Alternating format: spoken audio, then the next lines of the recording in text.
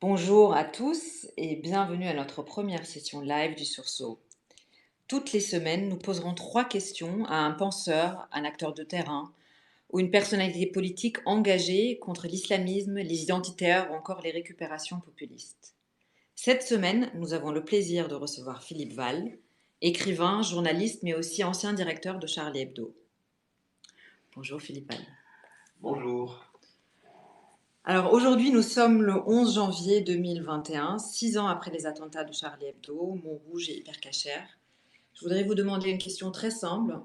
Que reste-t-il de cet esprit Charlie que nous avons vu il y a 6 ans? Je serais tenté de... Ça va avoir l'air un peu optimiste, mais ça n'est pas du tout. Je suis tenté de dire qu'il en reste l'entièreté et même davantage. Euh, je pense que les gens, contrairement par exemple à des phénomènes qu'on a vus, qui sont des phénomènes beaucoup plus microscopiques qu'on ne pense, comme les gilets jaunes, où ils sont quelques dizaines de milliers, là il y avait des millions de personnes dans les rues. Des millions de personnes, c'est le peuple. Des milliers de personnes, c'est la rue. Et souvent, la rue est contre le peuple. Et la rue trahit le peuple. C'est pas moi qui le dis, c'est Victor Hugo.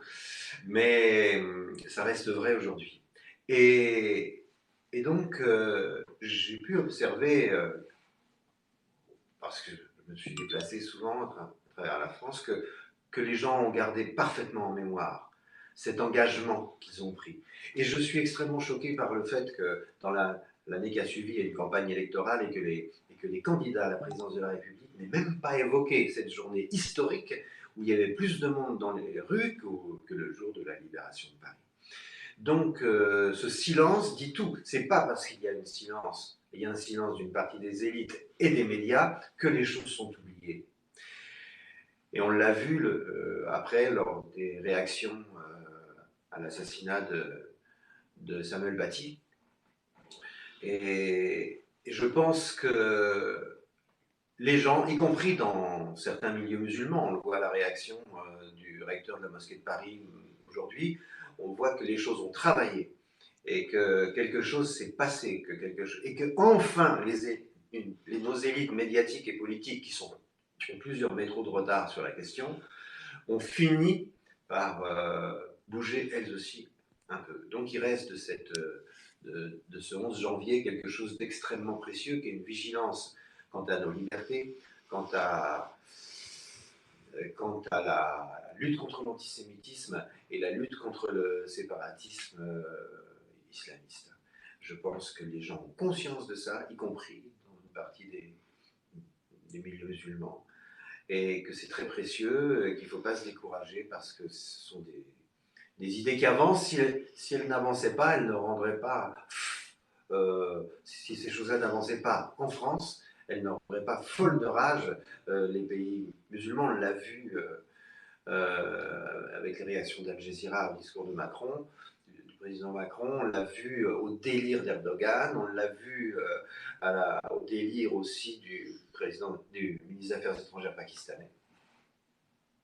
Si c'était si anodin que ça en France, la force de l'opinion, ça ne les rendrait pas fous de la même façon. Donc, au moins ça, c'est quelque chose qui existe en France et qui est resté dans les mémoires et qui a fructifié, je pense. C'est un message d'espoir et plutôt positif. Mais qu'est-ce qui échappe, à votre avis, encore à des nombreuses personnes quand on parle de l'islamisme? Qu'est-ce qu'il y a que les gens aujourd'hui comprennent toujours pas? Ils ne comprennent pas, je pense qu'ils sont. L'école a failli à faire comprendre ce que c'était que les institutions démocratiques qui protègent les libertés, est-ce que c'était que la laïcité, est-ce que c'était que la loi commune, qui est plus précieuse que les coutumes particulières, et parce qu'elle est garante du fait que nous ne vivons pas la guerre de tous contre tous. On a délégué, enfin, c'est le Léviathan de Hobbes, on a délégué euh, la violence légitime, l'exercice de la violence légitime à l'État. C'est un contrat auquel nous devons tenir, que nous ne devons pas contester, sauf évidemment s'il y a des abus, sauf s'il y a des... Mais cette règle commune, aujourd'hui, elle est considérée comme une règle comme les autres, par des mômes, par des gosses à qui on a, ni les parents, ni apparemment les enseignants ont échoué à leur expliquer que la règle commune était beaucoup plus précieuse, même pour eux, et surtout pour eux, que les revendications communautaires, minoritaires, coutumières, religieuses, qui sont permises, mais qui sont en dessous de la loi.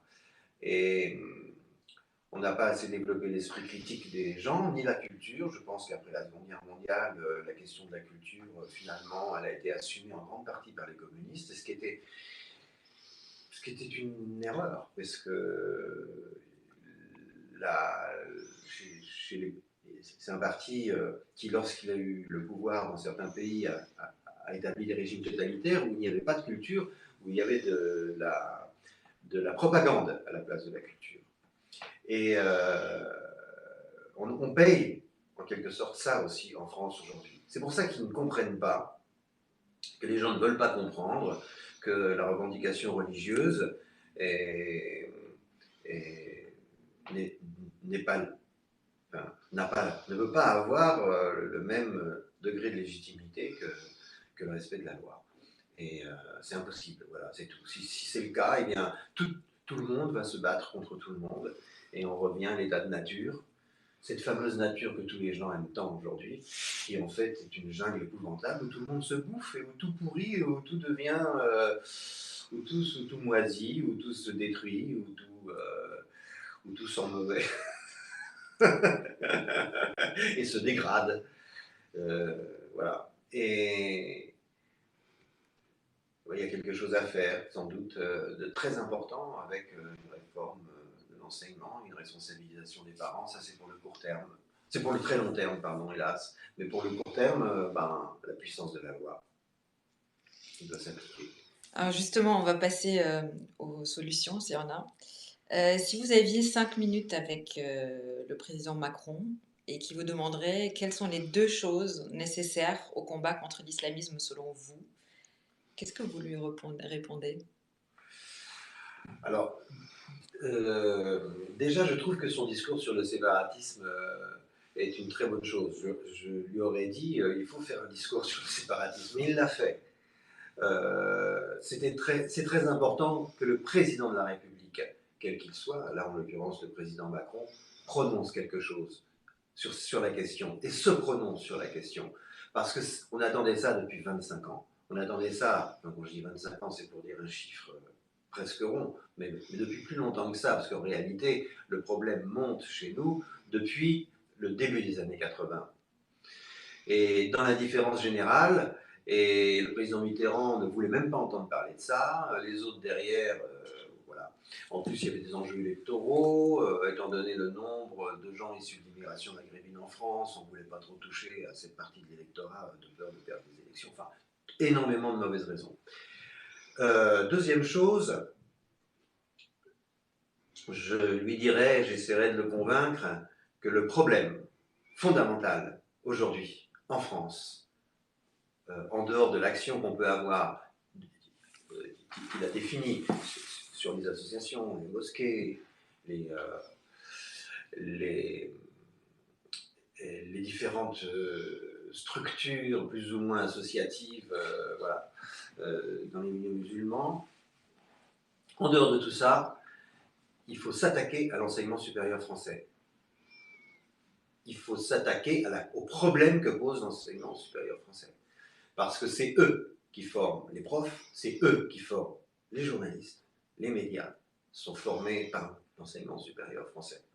Et c'est eux qui forment les personnalités politiques aussi. Et ça ne peut plus durer comme ça. Il y a une espèce de prêt-à-penser universitaire rongé depuis bien longtemps par la pensée de la gauche anticolonialiste, qui avait d'ailleurs des arguments extrêmement légitimes, mais qui s'est reconverti dans un antisionisme hystérique et une espèce de bienveillance pour tout ce qui concerne les dérives au sein de l'islam. et bien d'autres choses encore. Enfin, la sociologie française, l'école de sociologie française, qui bizarrement est aussi une espèce de, de matrice des journalistes à venir. Pourquoi? Bon, ils font beaucoup de sociologie et ils expliquent évidemment jusqu'au terrorisme par les inégalités sociales de la République, ce qui est aberrant puisque le terrorisme existe dans des pays aussi différents que le Danemark, le Pakistan, l'Afghanistan, l'Allemagne. Ce sont des régimes extrêmement différents et des sociologies extrêmement différentes. Donc les sociologues de cette catégorie disent n'importe quoi et enseignent n'importe quoi aux étudiants. Et ils sortent de là, au lieu d'être éclairés par des savoirs, ils ont le cerveau embrumé par de l'idéologie. Et je pense que la question de l'enseignement supérieur français est très très très importante. Ça a trop duré.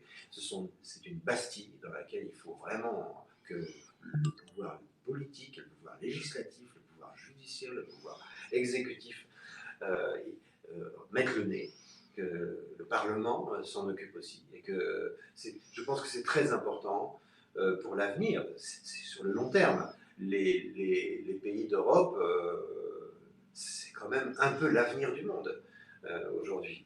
Les démocraties européennes sont le modèle rêvé des opposants chinois, des malheureux vénézuéliens, des gens qui vivent dans des dictatures corrompues en Afrique. Pour eux, leur horizon, ce sont les démocraties européennes. Et les démocraties européennes, si elles ne mettent pas le nez dans la façon dont les savoirs sont dispensés dans les universités et par la suite, après dans les lycées, on a bien vu que après l'assassinat de Samuel Paty, que les choses n'étaient pas bien claires et que ça urgeait beaucoup de s'occuper de l'enseignement en général. Et moi, je pense dans l'enseignement supérieur, vraiment, quand on voit aujourd'hui, on peut citer des noms, mais enfin, que quand on veut être éclairé sur un sujet ayant trait au terrorisme, à l'islamisme, on fait venir sur les plateaux de télé des gens comme Morin, Edgar Morin, mais c'est quand même hallucinant.